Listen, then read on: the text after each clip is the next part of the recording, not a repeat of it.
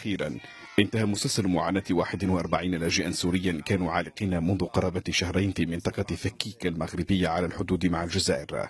السلطات الجزائرية على أعلى مستوى قررت فتح حدودها المغلقة استثنائيا أمام عائلات سورية تقطعت بها السبل في منطقة صحراوية قاسية. استعدادات اتخذت اللازمة لاستقبالهم في أحسن الظروف، وذلك مع السلطات العمومية المحلية التي جندت لذلك.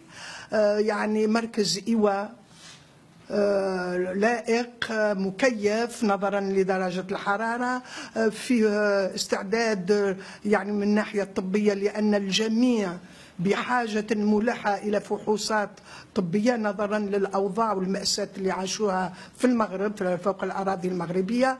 الإحصاءات الرسمية تؤكد تكفل الجزائر بأكثر من 40 ألف لاجئ سوري منذ بداية الأزمة السورية عام 2011.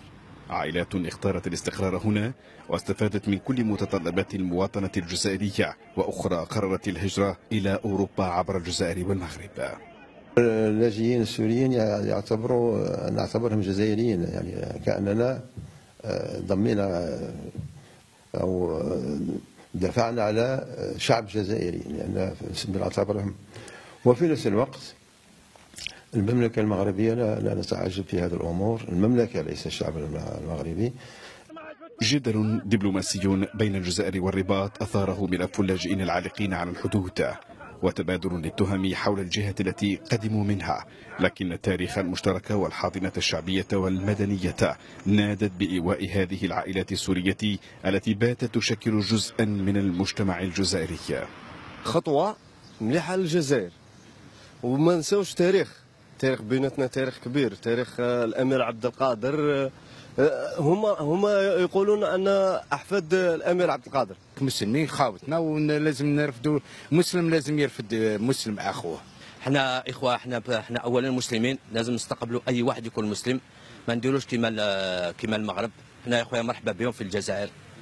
منذ بداية الأزمة السورية تحرص الجزائر على واجب التضامن مع الأشقاء السوريين.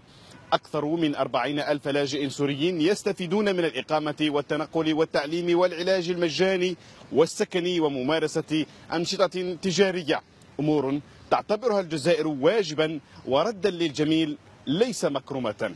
أسامة عبد النور، العاصمة الجزائرية، الميادين.